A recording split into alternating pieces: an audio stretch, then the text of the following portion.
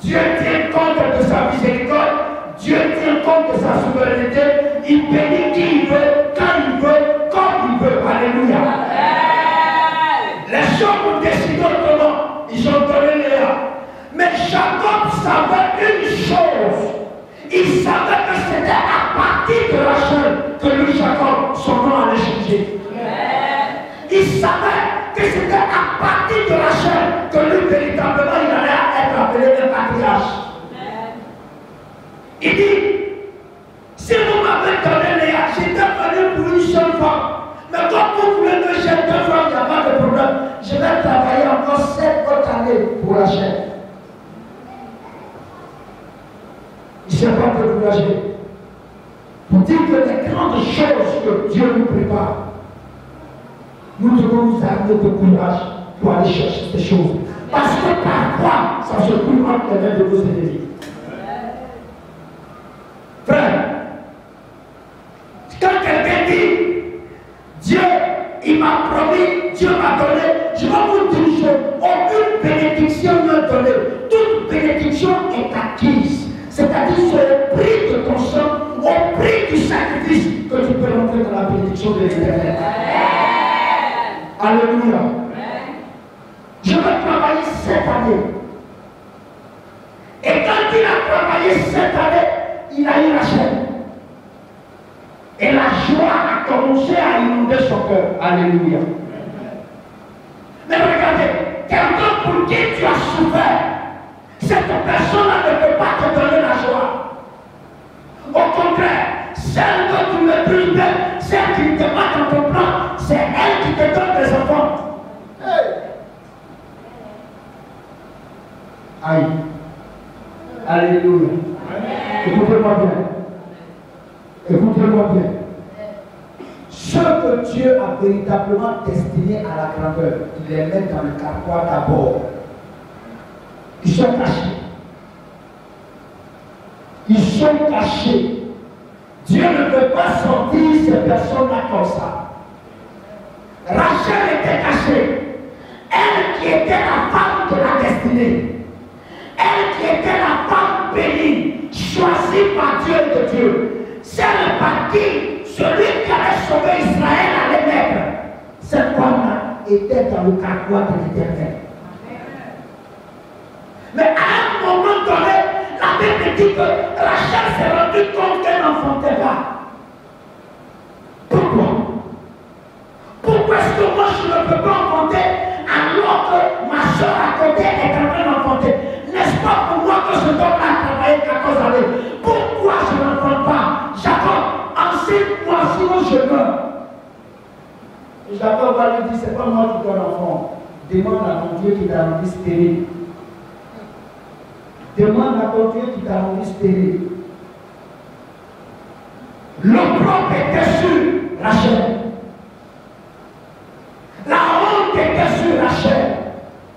Aujourd'hui, quand on dit que les gens commencent à dire, quelle est cette femme dont elle est bénie? Elle est bénie et puis on ne le voit pas. Quel est ce chemin dont Dieu lui a parlé, qui sera un grand homme, qui sera une grande femme capable, et puis depuis on ne peut même pas compter sur elle. Quelle est cette personne? Ils se sont moqués de Rachel. Ils ont continué à se moquer de Rachel. Comme certainement toi-même, tu es en train de te poser des questions. Attends la bénédiction. J'ai entendu les prophéties. J'ai entendu tes paroles. Tu es élevé. Tu seras béni. Mais jusqu'à là, même ceux qui viennent d'arriver sont bénis. Et moi dont on avait parlé depuis longtemps, je suis encore là. Je vais t'annoncer une chose ce soir. Que le Dieu qui bénit, il n'est jamais en retard. Il est toujours en l'heure. Elle a honte. Et comme les gens ne retiennent que ce qu'ils ont honte, ils vont commencer à se moquer de Rachel. Comme ils sont en train de se moquer de toi. Quel est ce Dieu qu'elle suit? On ne peut même pas compter sur elle. Réunion, on ne t'appelle même pas. Parce que tu es capable même de donner la somme dont on a besoin. Oh, dis à moi, mon frère, je ne mourrai pas sans avoir vu la gloire de Dieu. Rachel a oublié que ce que tu as béni, ce que tu as choisi, ce que tu as oint, il est béni toujours. quel que soit le temps et les circonstances. Frère, les hommes peuvent dire ce qu'ils veulent, c'est fini pour lui, il est terminé. Ça c'était avant. Ça c'est ce que les hommes peuvent dire. Mais le Dieu qui t'a appelé, le Dieu qui t'a appelé parmi plein de personnes, ce Dieu qui a ouvert sa bouche pour dire, je te bénirai. Tant qu'il n'a pas dit sa dernière parole, continue d'espérer en lui. Alléluia. Rachel est patiente. L'opprobre est sûr, la honte est sûre. Mais c'est une chose, celui qui m'a parlé n'est pas un homme. Les hommes peuvent reporter leur promesse. Les hommes peuvent dire, je ne peux plus. Mais ce Dieu, quel que soit le temps et les circonstances, comme Lazare l'a représenté, Lazare a dit à Abraham, Lazare a dit à Noé, Lazare a dit à toutes ces grandes personnes qui voulaient voir Jésus. Il dit, vous l'avez représenté comme vous voulez, mais moi, c'est le maître des temps et des circonstances. C'est mon ami. Aucune circonstance n'a d'ampleur sur lui. Quand il a dit une parole, peu importe, même souvent malgré ton comportement, quand il décide de te bénir, il te bénit. Alléluia. Rachel, à un moment donné, Dieu va se souvenir de Rachel. Et regardez, l'enfant qui est né de Rachel, c'est ce enfant-là qui est devenu premier ministre en Égypte, et c'est lui qui a sauvé le peuple d'Israël d'une famille. Où étaient les enfants de Léa?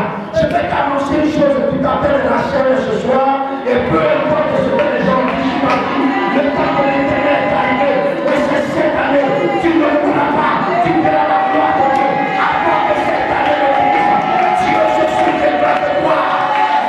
Alléluia. Qu'est-ce que je peux dire ce soir? C'est le temps du souvenir. Frère, tu es dans le temps du souvenir. Je dis encore ce soir, tu es dans le temps du souvenir. La Bible dit qu'il vient un temps où Dieu se souvient de Rachel.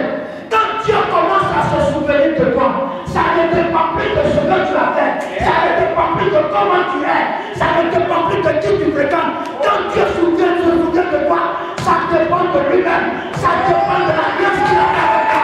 Tu vois qu'il ne pas, Dieu te bénit. Alléluia.